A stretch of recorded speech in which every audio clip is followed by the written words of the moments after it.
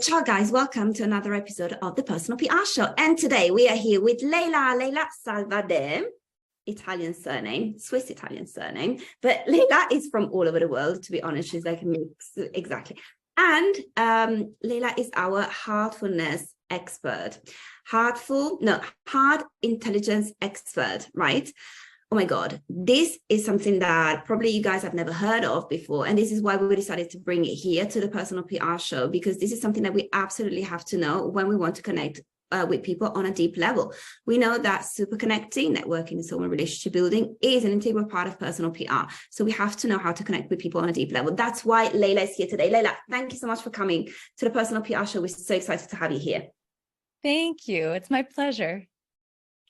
Oh my God, where are you in the world today, Leyla? Because we know that you're from everywhere. I'm an alien. Sometimes I'm in the 12th dimension, sometimes in the third dimension. It depends. No, I'm in Zurich, Switzerland, just as you are, I believe.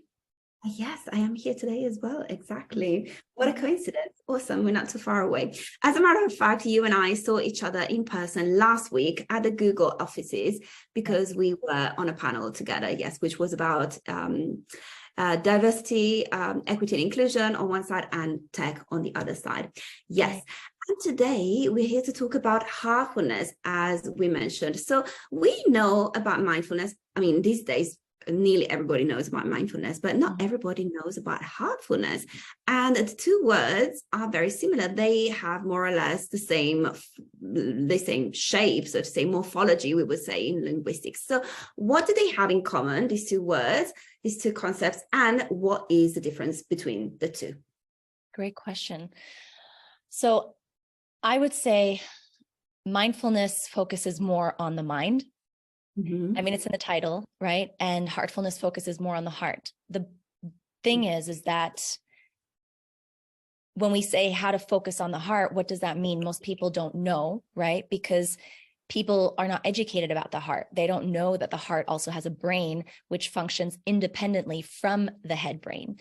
And so as I share, first we need to educate our mind about the heart so that we can even understand what heartfulness is, to develop the coherence between both, and therefore become more coherent, more resilient, more aware, and ultimately, I guess, more mindfulness.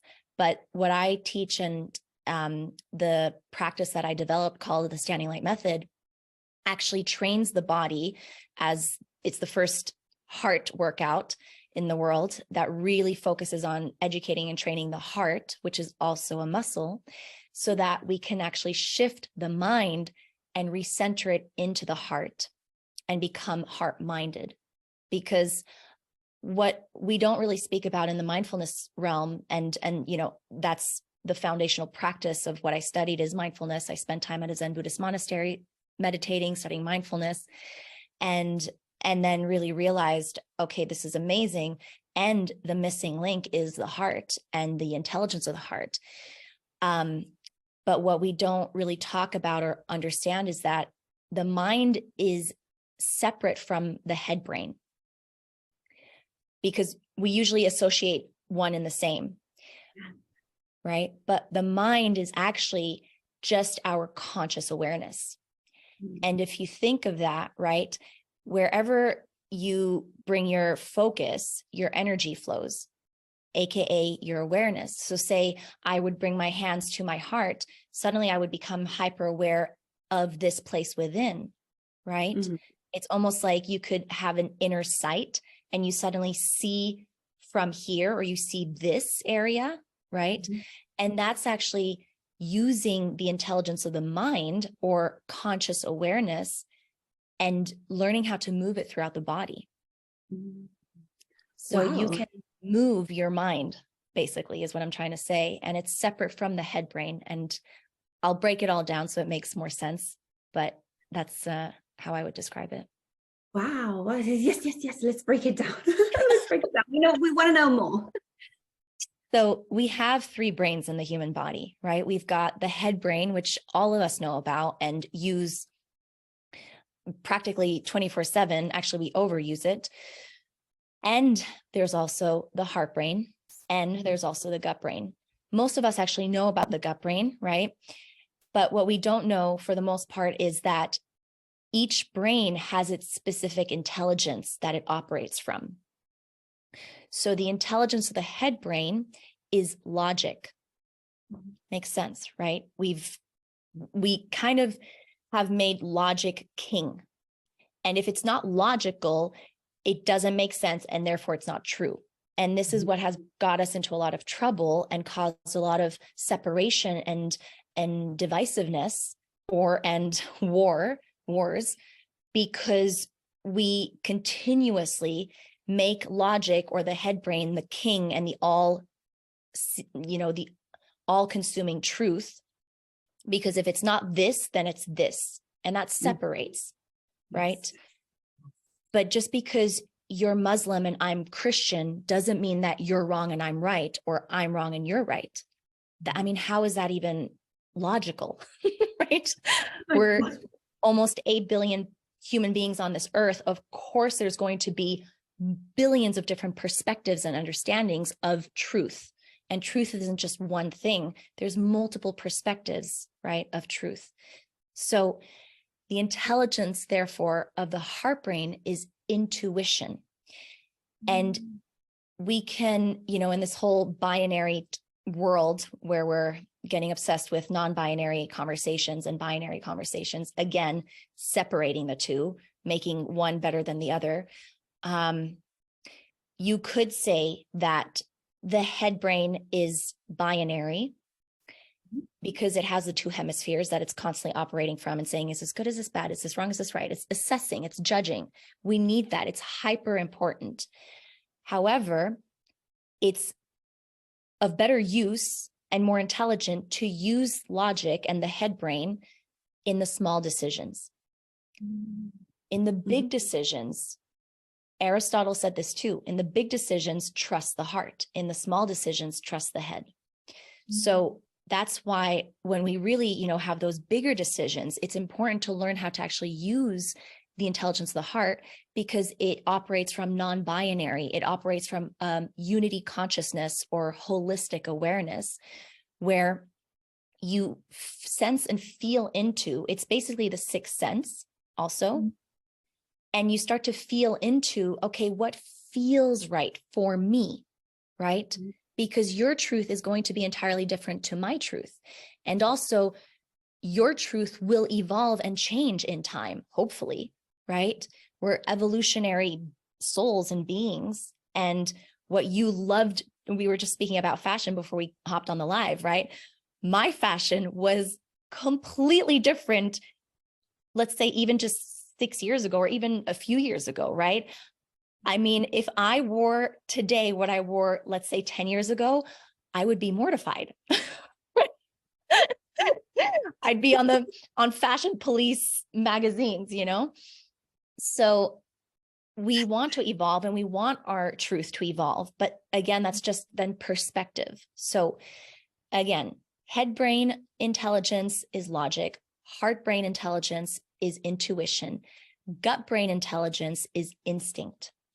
And we need all three. But when you understand how the human operating system functions and how energy or information enters the body first, that's when things become actually very interesting, because you start to understand, wait a minute, if information or energy enters the body through the heart, which it does, that has been scientifically proven, which you can chat even more deeply with Bruce, our beloved Bruce. Why wouldn't we use this brain over this brain when this is the doorway, right? Like this is how information enters the body. So we've kind of flipped things upside down. There's a whole reason why this school system is a school system and has been programmed that way. And we don't have to go down rabbit holes today. But, there's, when you really start to bring curiosity and open yourself up to questioning certain things, it becomes more and more obvious that we've kind of been ripped out of this intelligence for whatever reason, and we've only been programmed to use this intelligence. And the day and the moment that each and every one of us decides to actually recenter our awareness in here, using also this brain and using also the gut brain, but letting the heart be the guide and be back in the driver's seat in coherence with the head brain, that's when we actually are operating from our original and originally designed compass. Yes. Wow, this is amazing. So my next question, this is so juicy. My next question is, how can we use the three brains, and in particular the heart brain, in order to connect with people on a deep level? Mm-hmm. So I love the title, by the way. I was taking some notes before, because it's first and foremost, right? If the end goal is to connect with people, ask yourself, well, how do I want to connect with people? If hopefully the answer is authentically, right? Then the next question would be, am I connecting with myself authentically? Because the way you relate with yourself and with your heart is how you are going to relate with others. The deeper of a relationship you have with your heart and soul, because the heart is the home of the soul, the more we then get to activate this beautiful light, this beautiful soul within us, and we become so lit up. And that's when that like magical effect happens, where somebody's like, I don't know what she's doing or what he's doing, but I want to learn more and I want some of that, right? Because from within, you are activating your magnetism. And what I mean by that is, and I'm sure Bruce has also gone over this, but the heart emits the greatest electromagnetic field of the human body, right? So when we reconnect with our heart, which with my clients, this is the number one starting point. You know, I always ask, what's your relationship with your soul? What's your relationship with your heart? Because if you don't have a good relationship with it, how are you going to have a good relationship with anybody else or anything else? Right? And so the most important relationship, first and foremost, that we get to nurture and reconnect with is the one with our heart and soul. And that's the process. That's ultimately the step one of the inner work, right? It's reconnecting within, connecting with your heart, connecting with your soul and or higher self. It's the same exact thing. And letting yourself be guided by that wisdom within, right? And the more you build that up, the more you start to love yourself so deeply, so profoundly, you become more confident. You start to shine and emit a higher magnetism, a higher frequency. And that's really exciting, right? And people want to then understand, wait, how did they do that? I want to learn how to do that as well. And therefore, whatever then you're offering or sharing, they want in. It's like the secret, you know? This is a secret, exactly. Oh my God, this is amazing. And now I'm going to be devil's advocate, and I'm going to ask you this. So there are some people that are particularly magnetic, and maybe they are celebrities. Yeah, let's talk about celebrities, maybe actors, singers, and so on. And they have this amazing life, this amazing lifestyle, and they are considered to be magnetic because they attract a lot of people, right? But then maybe they commit suicide a few years later. Turns out it was kind of fake, right? So how do you think that they were able to magnetize and to attract people, although the relationship that they had with themselves was not great? Devil's advocate. I have to ask these questions. I'm actually going to do an entire, so we just wrapped season 1 of the Standing Light podcast. And in season 2, I'm going to do a whole entire episode about this because it's very important. There's 2 ways to answer this question. One, I'm not going to go into because it's a lot for people to actually wrap their heads around if it's the first time they're ever hearing about this. But, so stay tuned for season 2 of the Standing Light podcast. And in the meantime, listen to season 1. However, there is a difference between authentic beauty and artificial beauty. Mm-hmm. And when you learn to see and sense reality or the world or anything through the eye of the heart, which in ancient Egypt we called the all-seeing eye, you see through the veil. And all you have to do is, activate this all-seeing eye and look at somebody, even if, they're not right in front of you, but you can even look at a picture and you see and sense if they're operating from true, authentic beauty or light or magnetism, whatever you want to call it, it's all the same, excuse me, or from artificial.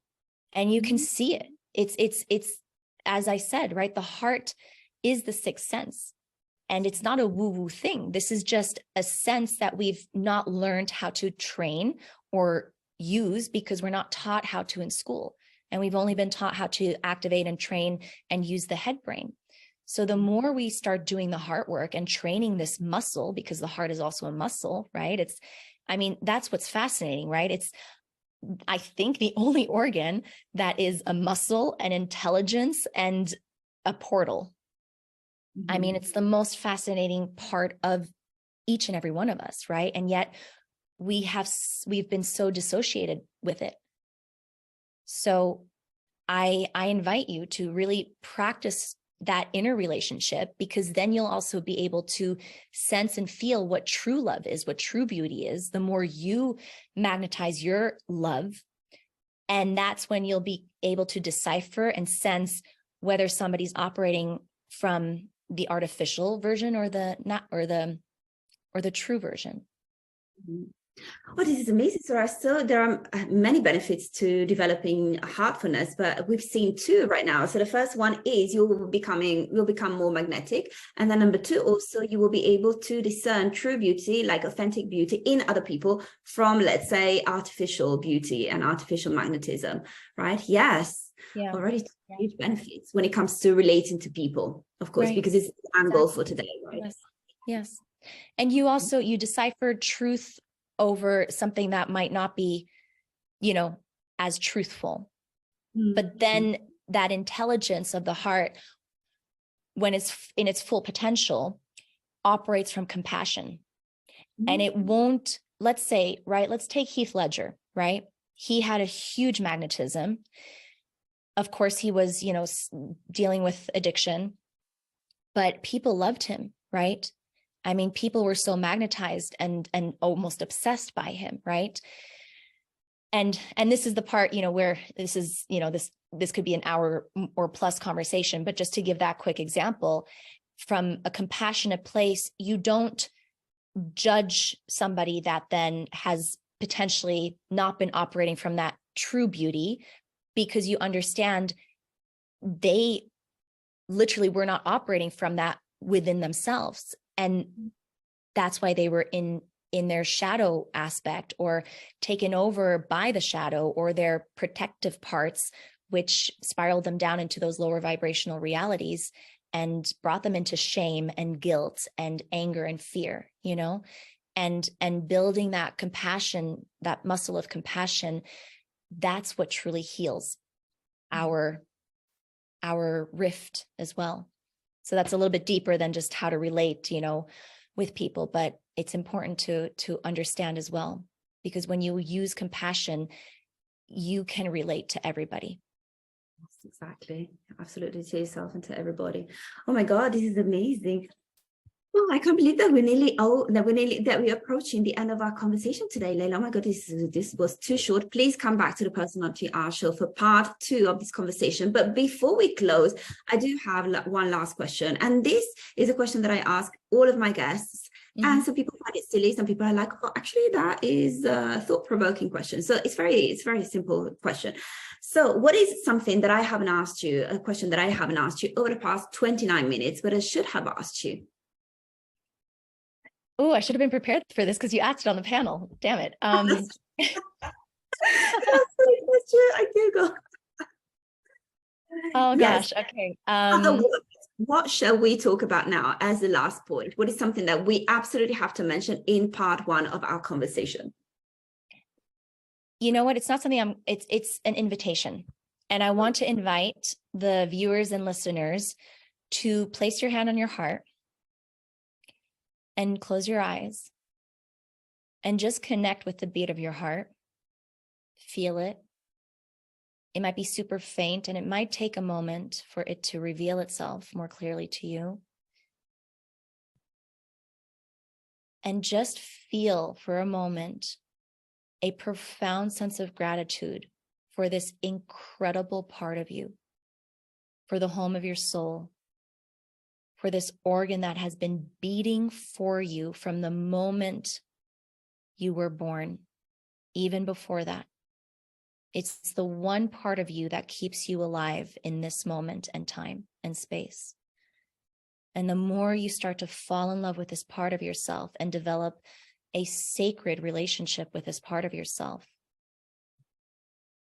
that is when you begin to access a whole higher dimension of reality. So just take a deep breath and recognize that just by placing your hand on your heart, any moment of the day brings your mindful awareness here into your heart. And that will begin a whole new automatic relationship with this part of you. And you can open your eyes again. Beautiful. Oh my God, I felt great peace, I have to say, which is something that I don't feel very often because I'm always on the go, running from one meeting to the other. Yeah, so that was amazing to have the permission to, take just 30 seconds or 45 seconds just to be with our hearts. Yeah, you're right. This is actually something that we should do on a daily basis. We should include this in our daily routine. Yeah, exactly. And even just touch, right? Literally just, even if you're spinning out of control, just boom, like come here, close your eyes for 1 second even. And even that 1 second will kind of, oh, wait, I want to stay here a little bit longer, Absolutely. Yes. I felt when you said, you can open your eyes now, I was like, oh, already? Oh. I saw that. I know. I was like, well, we can close off here and you can go hang out with your heart for the rest of the day or however much time you have. Exactly. This is the bottom line of today's conversation. Go hang out with your heart. Good. Thank you so much, Leyla. This has been amazing. Please come back to the Personal PR Show for part 2. Gladly. Absolutely. Thank you so much. Thank you so much. Yes. And thank you guys for following us. And I'll see you very soon for another episode of the Personal PR Show. Bye. Ciao, Leyla. Bye. Thank you.